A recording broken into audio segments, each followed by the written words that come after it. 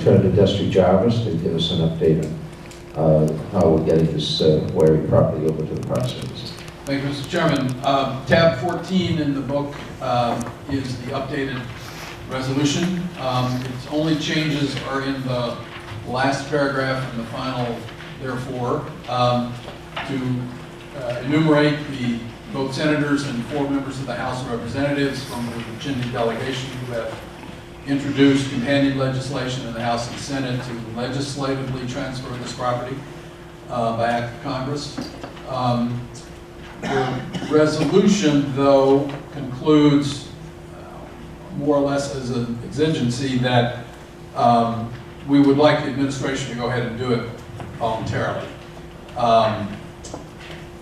Glenn is extending an invitation to the acting director of the Park Service, David Pella, to visit here, which he has not done. He has done. Well, we want him to see the property specifically through the eyes of the authority, and with you, of course, Terry, involved, to come to the conclusion that the property can be, the authority is already there. It doesn't take an act of Congress. Congress can order it, but it doesn't take an act of Congress to do this. They can accept it administratively.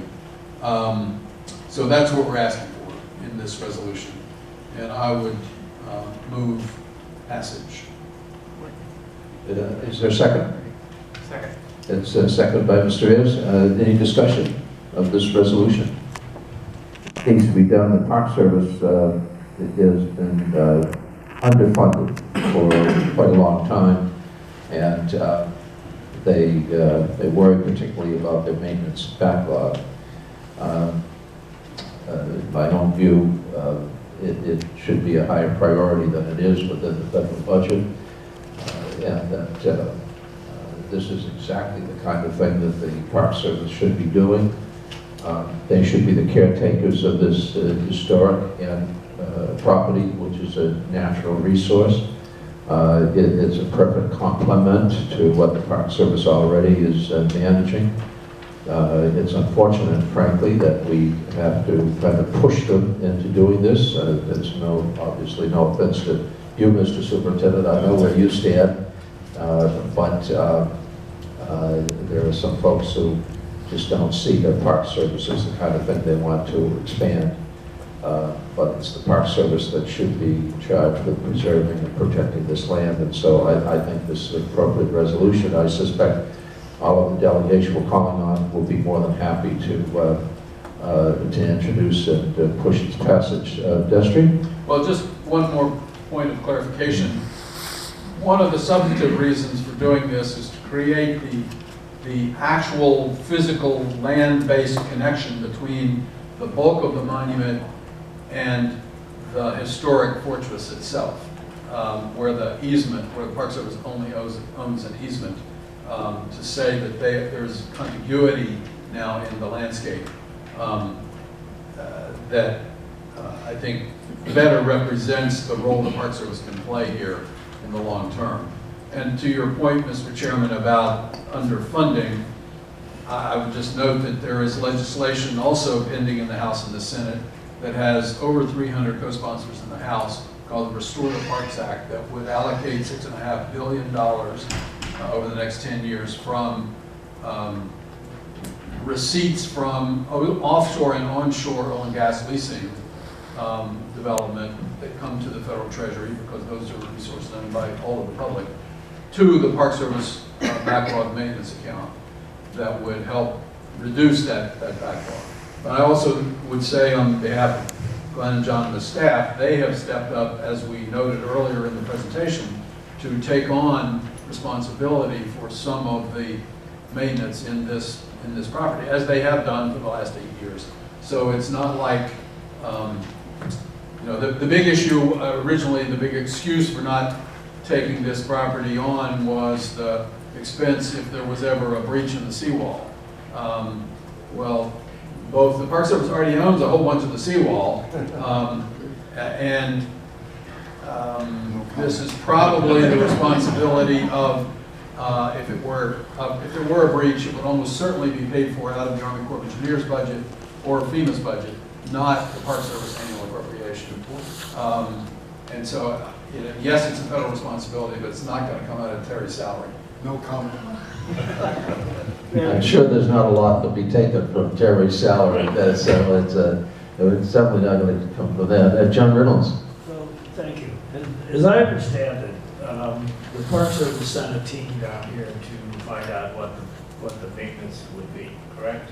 And as I also understand it, and I'm not sure I'm correct on this, but as I understand it, the Park Service has never been willing to share with the authority the numbers that they came up with. Is that correct? I have no comment. Is that, from Glenn, your point of view, has the Park Service ever? Actually, we prepared the estimates Yes. based on our CIP. So it wasn't numbers that the Park Service developed, it was numbers that we had developed previously that we shared with them. And We actually went back through that, and one of the largest components was the utility systems. And consistent with previous D transfers, the state has reserved the utility systems so we can transfer them to the municipal operators. And so a significant portion of that deferred maintenance came out of the estimates once we realized that the state was going to retain ownership of the utilities. do we know whether or not the Park Service has informed the Secretary of Interior? Well, I know that those we, reductions have taken place and the responsibilities that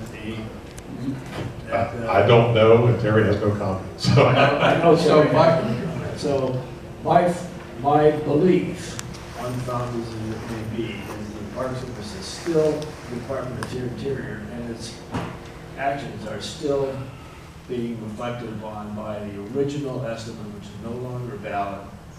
And besides which, the Park Service has testified in favor of new parks that were created by the Congress in this last Congress that took on a maintenance responsibility. And so there's a double standard being applied in my opinion.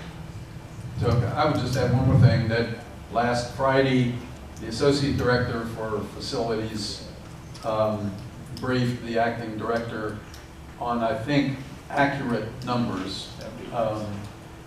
I don't know the outcome of that meeting in terms of any change of opinion, but the Park Service internally, I'm told, has been pushing toward the director to address this. And that's why Glenn is inviting him to come down here for a meeting to lay this out again.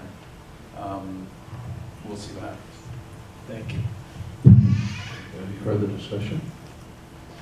Well, we have a motion to move this resolution. Is there a second? I don't think we have it. Oh, and there's seconded. Any further discussion? All those in favor will say aye. Aye. Any opposed or not opposed? So the resolution is unanimously moved by the authority to present to secure the support of the congressional delegation. So